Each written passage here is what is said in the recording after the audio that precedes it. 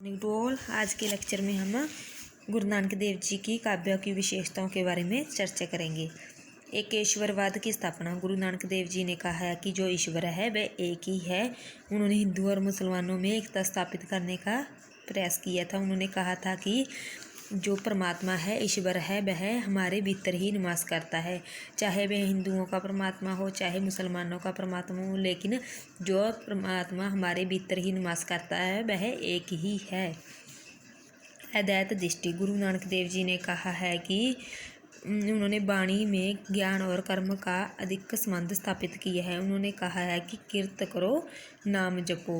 उन्होंने किरत काम करने को पर बल दिया है और उसके बाद नाम जपने से ही हम ईश्वर को प्राप्त कर सकते हैं। भक्ति भावना।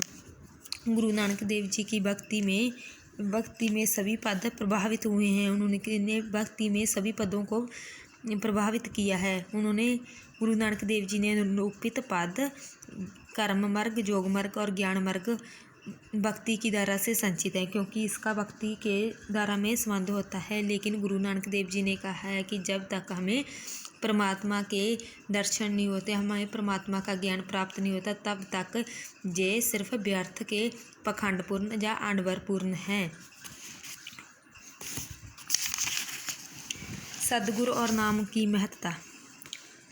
भक्तिकालीन में सैगुण और निर्गुण कवियों ने गुरु को महत्व दिया है। जो भक्ति काल के सैगुण और निर्गुण काव्यधारा के कवि हैं, उन्होंने सभी ने गुरु को महत्व दिया। उन्होंने कहा है कि परमात्मा तक पहुंचने का रास्ता हमें गुरु ही दिखाता है। लेकिन गुरु नानक देव जी ने कहा है कि जहाँ पर धार्मिक साधना, परमात्मा की साधना से ही हम परमात्मा को या ईश्वर को पा सकते हैं।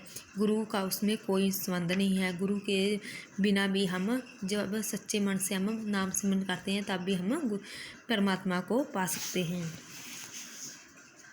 धार्मिक आडंबरों और पखंडों का विरोध। गुरु नानक देव जी ने हिंदू और मुसलमानों दोनों के पखंडों की निंदा की है, क्योंकि उसने कहा है कि जो हिंदू हैं वह तिलक लगाते हैं, माला फेरते हैं ताकि हमें परमात्मा की प्राप्ति हो जाए, लेकिन इससे परमात्मा की प्राप्ति नहीं होती। ये व्यर्थ के आडंबर हैं। इन्हें दूर करके ही उन्होंने सिर्फ शुद्ध मन से नाम सिमरन करने पर बल दिया है।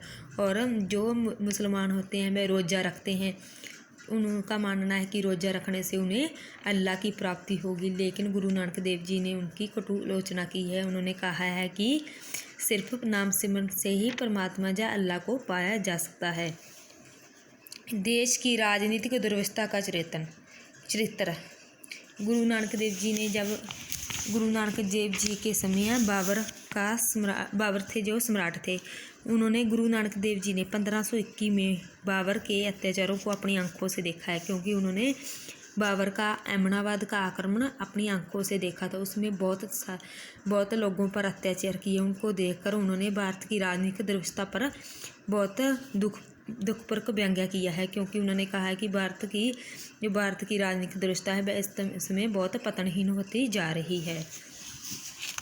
समाज सुधार की भावना। गुरु नानक देव जी ने कहा है कि उनका संदेश दिया है। गुरु नानक देव जी का पहला संदेश था कि ना कोई हिंदू है ना कोई मुसलमान है, सभी एक ही परमात्मा के दिए हुए इंसान हैं। उन्होंने जाति, धर्म और संस्कृति के नाम पर जो आपस में लड़ रहे थे, वह कह रहे थे कि हमारा धर्म यह है, हिंदू कह रहे थे हमारा धर्म यह है।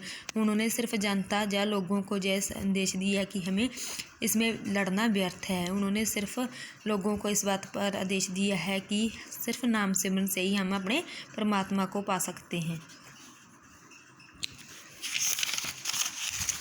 आज हमने गुरु नानक देव जी की काव्यगत विशेषताओं के बारे में पढ़ा है। नेक्स्ट आपने रचनाओं का सार को रीड करना है। नेक्स्ट लेक्चर में हम गुरु नानक देव जी की प्रसंग व्याख्या पर चर्चा करेंगे।